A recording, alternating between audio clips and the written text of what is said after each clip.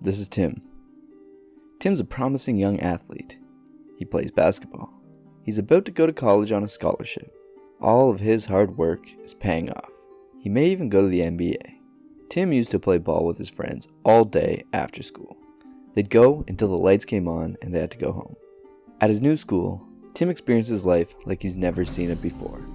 There's beautiful girls, cool people, crazy parties. He's one of the best players on the team, so he gets invited to a lot of parties and everyone wants to get to know him. Now he starts drinking and doing a few drugs, but nothing crazy. He knows he's here for basketball, so that's his priority. But he's a cool guy, so every time anything's happening, he's asked to show up. He pulls up when he can. He's keeping up with his grades and still killing it in practice. For now. He's loved by everyone, and it just feels good to get lit every once in a while. But ever so slowly, the devil creeps in, and his priorities are shown for what they really are. To see a man's priorities, don't listen to his words. Watch his actions. How did it start?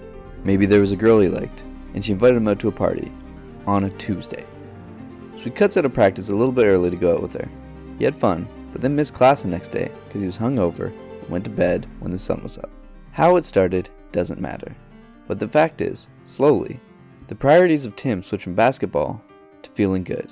Barely enough to even notice, but he's slowly not as tight with all of his basketball team as he was, and he has random friends who he goes to school with.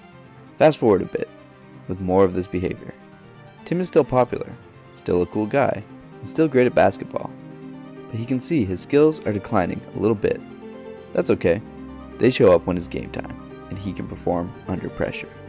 But Tim continues to party, continues to decline, continues to have friends who aren't his core basketball players, and ever so slowly, we can see his dreams unfold. Tim gets an injury that takes him out for the season. Was it because his skills and effort weren't there, or was it just a freak accident? It doesn't matter. He still has to show up to practice and put in the hours. That's fine. But every now and then, he doesn't. I mean, he's just sitting on the bench anyway. What's the harm in missing a practice every now and then? Now he can make up the times he missed when he was sacrificing his time to be at practice. But look at this drunken lush stumbling home from the party, passed out in a puddle. Pathetic. And when Tim gets cut from the team, he's sad, but not surprised. He wasn't loving basketball the way he once was anymore. So now, he can focus on other things. Tim spends the rest of college getting mediocre grades, sleeping with mediocre girls, and hanging out with his mediocre friends. When he graduates, he gets a job in an insurance firm. He's a popular dude, so he sells insurance like a champion. He believes things will go well, so they do. His connections are great. As for his partying, it still continues. Some weeks he goes harder than others, and eventually he meets a girl to party and they hang out more and more. She's okay. They get along well enough. Eventually, they get married. Tim slows down on the hardcore partying and just sticks with a few cold ones after work to unwind. His job's going okay, not as good as it could be, but not bad either. Now fast forward past some kids. Some near divorces after some brutal fights. Some drinks after work with his buddies. Not taking care of himself because he doesn't have time to meal prep. Doesn't have the money for a chef. And our friend Tim is a fatty. He's not really happy, but he's not really sad. He's not the popular college player he once was, that's for sure. That's in the past.